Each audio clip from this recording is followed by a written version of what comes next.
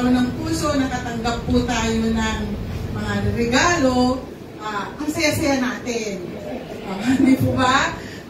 Lalo pong masaya kung tayo ay magbibigay sa Diyos. Lalo pong nagagalak ang Diyos kung tayo ay magbibigay na mayroong katapatan. Ay, paano nga ba natin iibigin ang isang Diyos na hindi natin nakikita? No? Kaya, ito pong problema. Ang Diyos ay hindi natin nakikita. No? At sinasabi na iibigin natin ang Diyos. Pero paano natin iibigin ang Diyos na hindi natin nakikita? Hindi totoo. Ganon din ang Diyos. So, paano natin iibigin ang Diyos na hindi natin nakikita? God is as real as the person next to you. Amen po ba? Kung gaano katotoo at nahihipo mo at napipisil mo at nakukurot mo sa pamamagitan ng pananampalataya.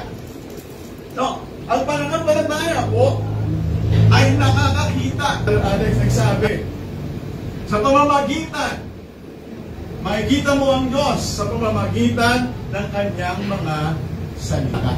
Amen? Pangatlo, sino nagsabi dito?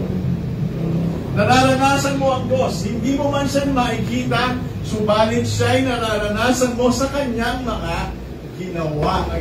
Ang panghuli, paano mo ibigin ng Diyos na hindi mo nakikita dahil nararamdaman mo ang kanyang presensya. Bilang kautusan, sabi niya, love the Lord your God with all your heart and with all your soul and with all yourself and with all your strength and with all your mind, and love your neighbor as yourself.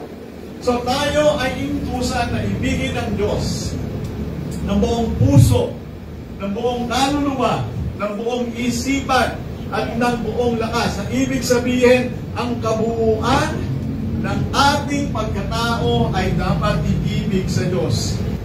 How are we going to express our love for God? Ang Diyos. Amen po ba? Sino mga tapat na asawa dito? Bakit hindi kayo nangangaliwa? Kasi takot kayo? Di ba may mga asawang lalaking hindi nangangaliwa kasi takot sa asawa? Pero lahat ng mga nagtaas ang kamay sa umagang ito, hindi tumitingin sa ibang babae dahil hindi takot sa asawa, kundi dahil mahal nila ang kanilang mga asawa. Lahat ng mga babae, paano natin sasabihin na mahal natin ang Diyos kung tayo ay sumasamba ng buong kalakasan? Ang pangatlo ay magsakripisyo ng buhay. Yan. Ang pag-ibig ay isang sakripisyo.